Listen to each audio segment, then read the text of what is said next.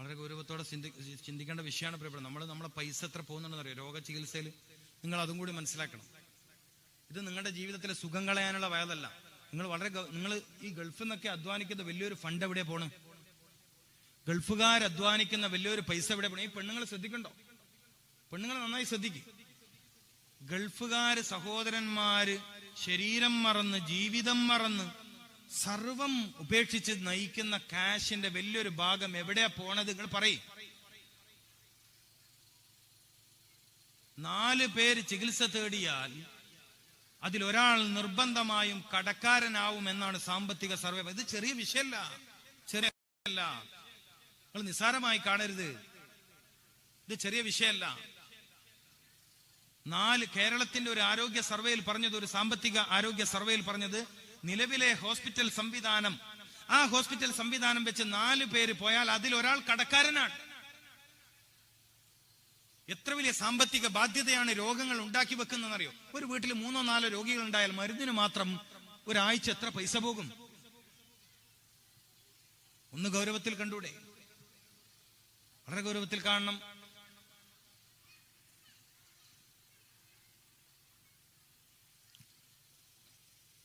അപ്പൊ രോഗം വരാതിരിക്കാനുള്ള മാർഗങ്ങൾ പഠിക്കണം.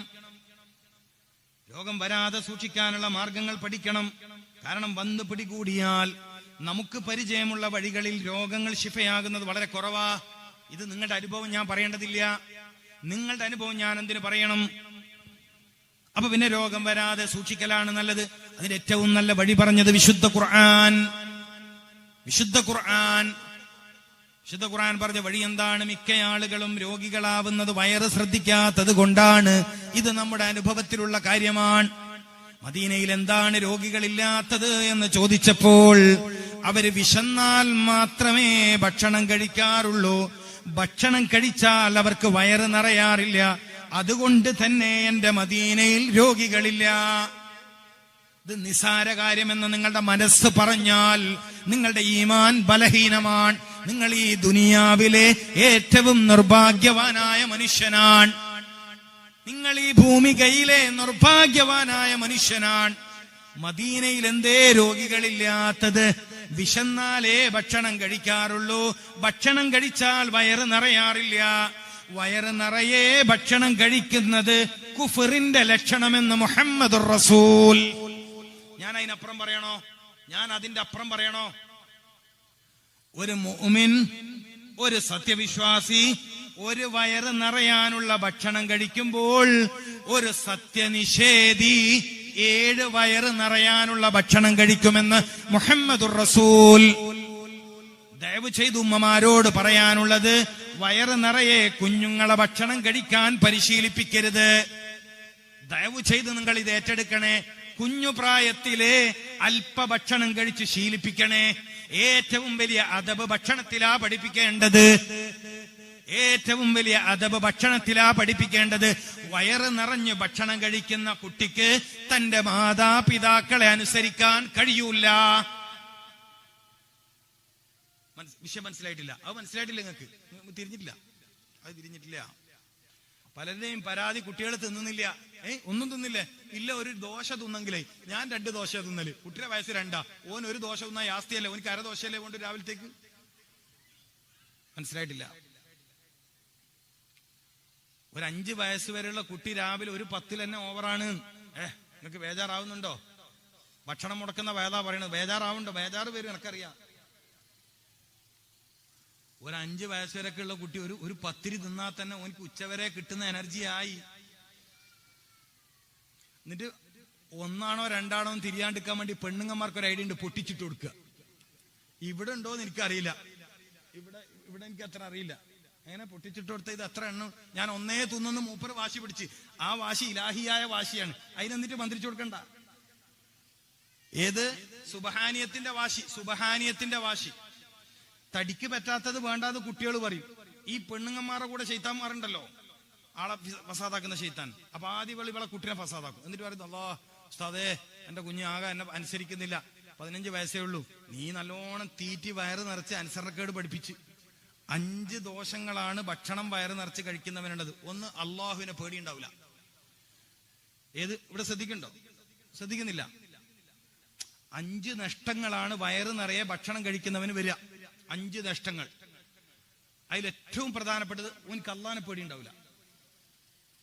അള്ളാനെ പേടിയില്ലാത്ത ആളെങ്ങനെ മാതാപിതാക്കളെ പേടിക്കുക? അപ്പൊ പേര് പറയാൻ ആഗ്രഹിക്കാത്ത ഒരു പാത്തു, ഒരു സ്വർണ്ണ മോതിരം, മോൻ നന്നാവാൻ. ഏടെ നന്നാവാൻ? ഇവിടെ ഇപ്പൊ എന്തോ കോട്ടസിൽ എടുക്കാൻ വലിയ പൈസ വേണമെന്നാ പറയുന്നത്. മഹല്ലിന്റെ മസ്ജിദിന്റെ മദ്രസയുടെ സുഗമമായ ഒരു പരിപാലനത്തിന് ഒരു സ്ഥിരമായ വരുമാനം കണ്ടെത്തണം. അതിനെന്തെങ്കിലും സ്ഥിരമായ വരുമാനം കിട്ടുന്ന ഒരു വഴി വേണം. അതിന് ദീനീ സ്നേഹമുള്ള, അള്ളാഹുവിന്റെ ദീനിനോട് കൂറുള്ള, ആത്മീയ വിഷയത്തിൽ വലിയ സന്തോഷമുള്ള ആളുകളെ സഹായിക്കണം, സഹകരിക്കണം. ഒരു ക്വാർട്ടേഴ്സ് എനിക്കറിയില്ല എത്ര ഫണ്ടിനാണ് ഇവർ കിട്ടുന്നത് അറിയില്ല. ഇന്നിപ്പോ ഒരു കവറ് തരും.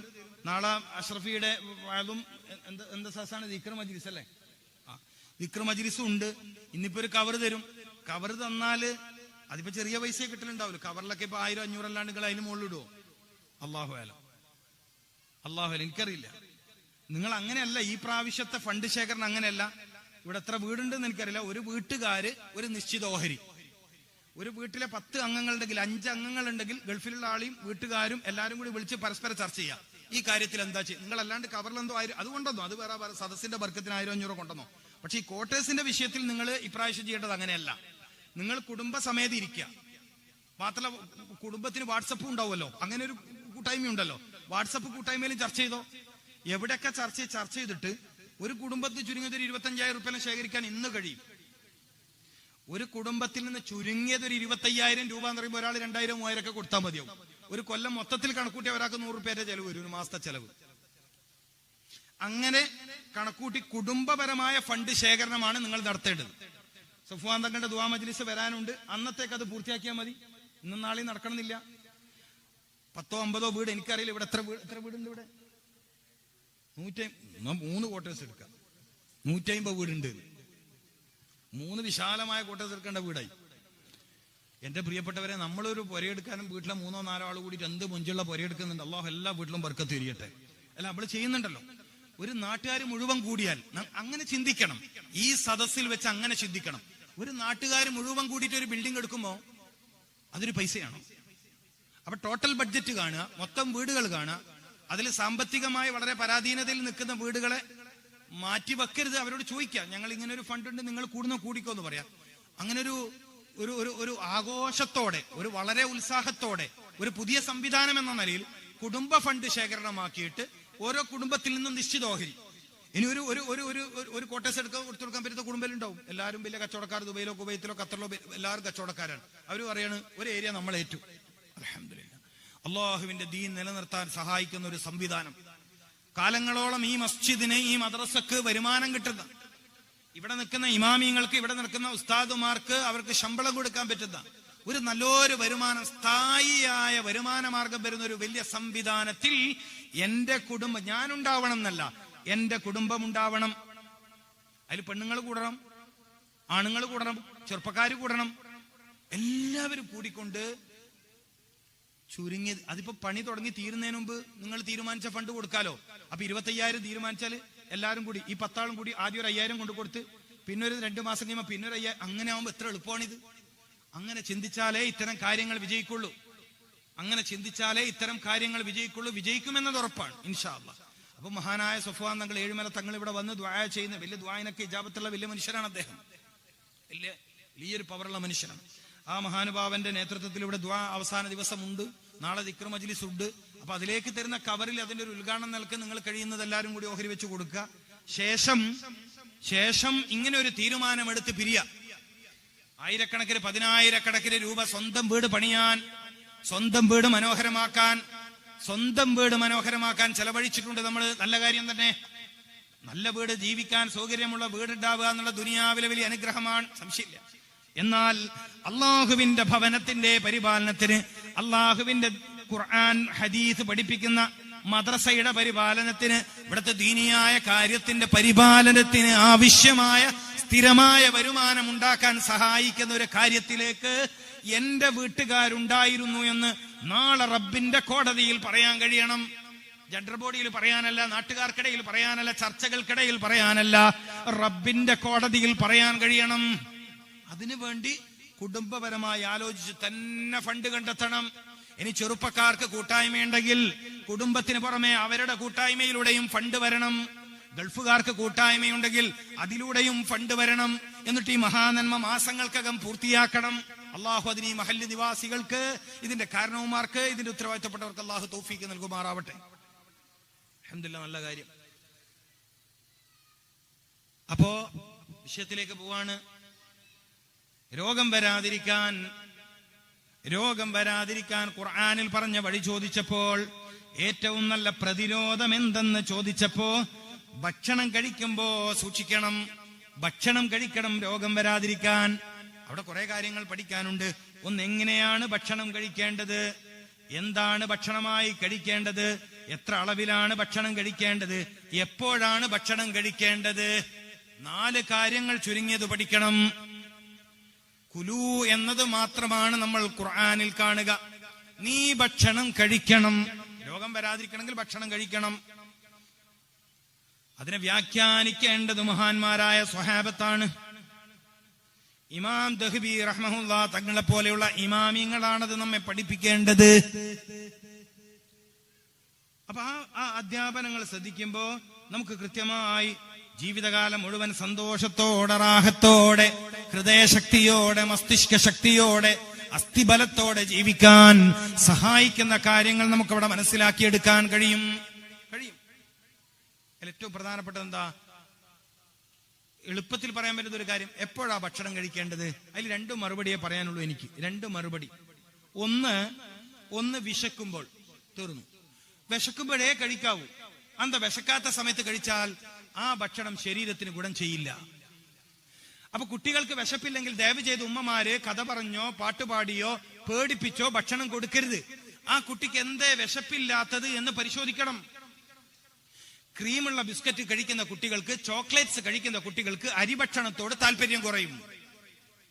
ബേക്കറി ഫുഡുകൾ വ്യാപകമായി കഴിക്കുന്ന കുട്ടികൾക്ക് അരി ആഹാരത്തോട് താല്പര്യം കുറയും. ചോക്ലേറ്റ്സ്, ഐസ്ക്രീംസ്, തണുത്ത പാനീയങ്ങൾ വല്ലാതെ കഴിക്കുന്നവർക്ക് അരിഭക്ഷണത്തോട് താല്പര്യം കുറയും. അപ്പൊ ആ ഭക്ഷണത്തിൽ നിന്ന് കുട്ടികളെ ശ്രദ്ധിക്കുക. നിങ്ങൾക്ക് ഞാൻ ഈ പറയുന്ന ബോധ്യമാകുന്നില്ലെങ്കിൽ ഉച്ചക്ക് വിശക്കുന്ന സമയത്ത് നിങ്ങളൊരു മഞ്ചോ അല്ലെങ്കിൽ വേറെന്തെങ്കിലും നിങ്ങൾക്ക് പരിചയമുള്ള കിറ്റ്കാറ്റോ ഏതെങ്കിലും ഒരു ചോക്ലേറ്റോ ഒരു പീസ് കഴിക്കുക, ഒരല്പം വെള്ളം കുടിക്കുക. പിന്നെ നിങ്ങൾക്ക് മനുഷ്യനാണെങ്കിൽ വിശക്കൂല, പിന്നെ വേറെന്തെങ്കിലും ജീവിയാണ്, മനുഷ്യക്കോലുള്ള വേറെന്തെങ്കിലും ജീവിയാണ് വിശക്കണമെങ്കിൽ. വിശക്കൂല എന്ന് പറഞ്ഞാൽ വിശക്കൂല.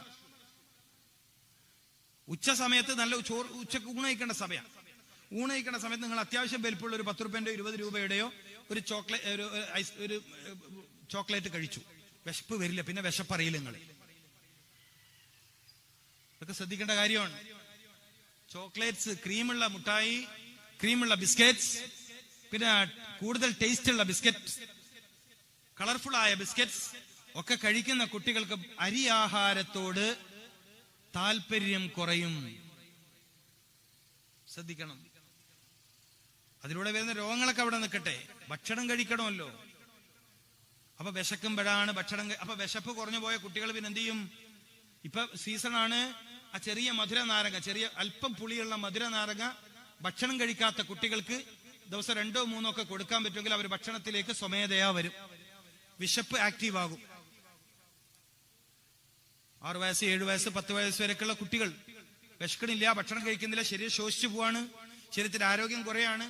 അപ്പൊ നോർമലി വിശപ്പ് ആക്റ്റീവ് ആക്കാൻ സഹായിക്കുന്ന ഒരു പ്രകൃതിപരമായ ഔഷധ ഗുണമുള്ള വസ്തുവാണ് ഊട്ടിയിൽ നിന്നൊക്കെ വരുന്ന, കൊടകിൽ നിന്ന് വരുന്ന ആ ഓറഞ്ച്. പഴയ കാലത്തൊക്കെ സ്കൂളിലൊക്കെ പഠിക്കുന്ന കാലത്ത് സ്കൂൾ മുറ്റത്ത് ഈ ചെറിയ കുഞ്ഞു നാരങ്ങ ഉണ്ടാകും, ഉപ്പും മുളകും കൂടിയൊക്കെ പുരട്ടിയിട്ടേ മുറിച്ചു കൊടുക്കണ ആ ഓറഞ്ചിനെ കുറിച്ചാണ് പറയണത്. പഴയ സ്കൂൾ കാലൊക്കെ നമുക്ക് ഓർമ്മിക്കാലോ. അതൊരു 10 വയസ്സ് വരെയൊക്കെയുള്ള കുട്ടികളിൽ വിശപ്പ് സജീവമാക്കും, ആവശ്യമുള്ള വിശപ്പുണ്ടാക്കും. മനസ്സിലാക്കണം. അല്ലാതെ അതിന് വേറെ മരുന്നിന്റെ ഒന്നും ആവശ്യമില്ല. മരുന്നിന്റെ ആവശ്യമുണ്ടെന്ന് എനിക്ക് തോന്നുന്നില്ല. പിന്നെ അത്രയും ശുദ്ധമായ, ലക്ഷദ്വീപിൽ നിന്നൊക്കെ വരുന്ന ശുദ്ധമായ സുർക്ക കിട്ടുമെങ്കിൽ, വിനാഗിരി കേട്ടിട്ടോ? വിനഗർ, ഏറ്റവും ഒറിജിനൽ വിനഗർ.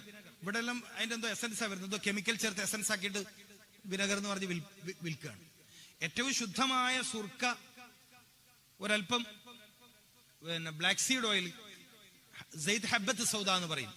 കരിഞ്ജീരകത്തിന്റെ ഓയിൽ ഒരു 2-3 തുള്ളി മിക്സ് ചെയ്തിട്ട് ഒരു സ്പൂൺ വീതം സുർക്ക കഴിക്കുന്നത് ശരിയായ ശരീരത്തിന് കേടുപാടില്ലാത്ത വിശപ്പുണ്ടാക്കും. അതിലേക്കൊന്നും പോണ്ട, നിങ്ങൾ ഈ ഓറഞ്ച് കഴിക്കുന്നത് തന്നെ മതിയാകും. മറ്റേത് ശേഖരിക്കാനൊക്കെ പ്രയാസമാണ്, ലഭ്യത സാധ്യമല്ല, കുറവാണ്. പിന്നെ ലക്ഷദ്വീപിൽ നമുക്കൊരു പരിചയമുള്ള ആളൊക്കെ ഉണ്ടാവണം. അപ്പൊ വിശക്കാതെ ഭക്ഷണം കഴിക്കരുത്. ഒരാൾക്ക് തീരെ വിശപ്പില്ല എന്ന് പറഞ്ഞ രോഗമാണ്. അമിത വിശപ്പ് രോഗമാണ് എന്നതുപോലെ തീരെ വിശപ്പില്ല എന്ന് പറയുന്നത് രോഗമാണ്. ശ്രദ്ധിക്കണം, അമിത വിശപ്പ് രോഗമാണ് എന്ന് പറയുന്നത് പോലെ തീരെ വിശപ്പില്ല എന്ന് പറയുന്നത് രോഗമാണ്. അത് ചികിത്സിച്ച് ഭേദമാക്കണം. ഒരു മനുഷ്യന് സ്വാഭാവികമായ വിശപ്പുണ്ടാവേണ്ട സമയം ഒന്ന് രാവിലെയാണ്. രാവിലെ വിശക്കണം. ഞങ്ങളെ തളിപ്പറമ്പ് ഭാഗത്തൊക്കെ രാവിലെ കഴിക്കുന്ന ഭക്ഷണത്തിൽ കത്തലടക്കുക എന്നാ പറയാം. ഇവിടെ ഒന്നും പ്രത്യേകം രാവിലെ കഴിക്കുന്ന നാസ്ത എന്ന് പറയും, പ്രാതൽ എന്ന് പറയും, ബ്രേക്ക്ഫാസ്റ്റ് എന്ന് പറയും. ഇവിടെ പ്രത്യേകിച്ച് ഒന്നും പറയലുണ്ടോ? ചായ കുടിക്കുക. അത്ര ആരാ പറഞ്ഞേ? അത്ര തന്നെ പറയും, ചായ കുടിക്കുക. യെസ്, കത്തലടക്കുക എന്നുള്ളൊരു പ്രയോഗമുണ്ട്. വിശപ്പ് കാരണം വയറ് കത്തുക എന്ന് കേട്ടിട്ടുണ്ടോ നിങ്ങൾ അങ്ങനെയൊന്നും പറയാറില്ലേ? ചിലതെല്ലാം പറഞ്ഞു പഠിക്കണം. ഈ വയല് വെക്കുന്ന ഇതൊക്കെ പഠിക്കാനല്ലേ. വിശപ്പ് കാരണം വയറ് കത്തിയിട്ട് വയ്യ അല്ലേ? ചിലപ്പോ ഇങ്ങനെ ഭക്ഷണം വല്ലാണ്ട് വൈകുമ്പോൾ ചില തമാശയൊക്കെ പറയും, എന്തോ ഒരു കരിഞ്ഞു മണക്കുണ്ടല്ലോ, അത് വിശപ്പ് കാരണം വയറ് കത്തിയിട്ടാണെന്ന് പറയും. അപ്പൊ കത്തൽ അടക്കുക പറയുമ്പോ ഒരു നാടൻ പ്രയോഗമാണെങ്കിലും വലിയ അർത്ഥമുള്ള പ്രയോഗം. നമ്മളെ തളിപ്പറമ്പുകാർ പറയുന്ന ഒരു വാക്കാ. ഇനിയിപ്പോ നിങ്ങളും പറഞ്ഞോളി, നല്ല വിശപ്പുണ്ടെങ്കിൽ. രാവിലെ വിശക്കണം. രാവിലെ ഒരാൾക്ക് വിശപ്പുണ്ടാവണം.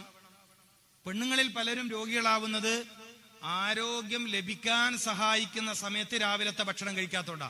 ആണുങ്ങന്മാർ പിന്നെ അതൊന്നും വിട്ടിട്ട് ഒരു പരിപാടിക്കില്ല.